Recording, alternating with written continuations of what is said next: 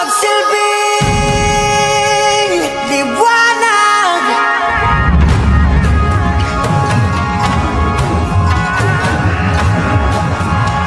Liwanag sa dilim.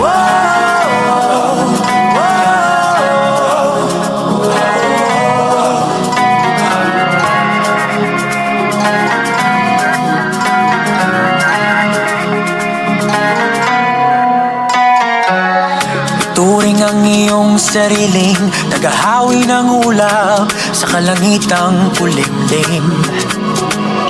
Kampanang yayanig sa bawat nilalang, magigising ang lupang kulang sa dilig. Ikaw ang magsasabing kaya mo to, tulad ng isang tanglaw sa gitna ng bagyo. Isigaw mo sa hangin, tumindig at magsilbing liwanag.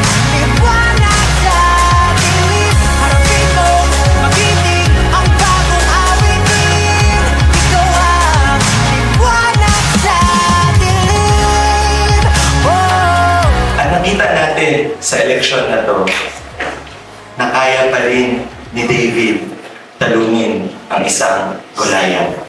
The Davids of Jose Abad Santos are the ordinary residents of our municipality whose only intention is to continue to live in peace, in unity, devoid of any violence, devoid of any actions that evokes fear from the people. Gusto lang natin ng tahimik, masaya, at malayang Jose Abad Santos. Gusto lang natin pagising sa umaga, kasama ang ating pamilya, minom ng native na kape, kaon o balanghoy, kaon o kamote, kauban ng ating mga pamilya. Ano ang ginawa ng mga Davids? Ano ang ginawa ng mga Jasenyos? Ang mga Jasenyos ay nagbuklod upang harapin ang mga challenges na dumarating sa kanila. Nagtulungang bantayan ang mga komunidad. Nagpakita ng magandang ehemplo na dapat nabubuhay tayo ng malaya, walang takot na magpahayag ng gusto nating sabihin.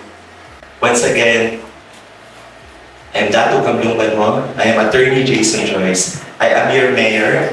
I am the protector of the land, protector of my people. And my people are from Jose Abad Santos, the land of the free, the land of the brave. Magandang hapon sa inyo.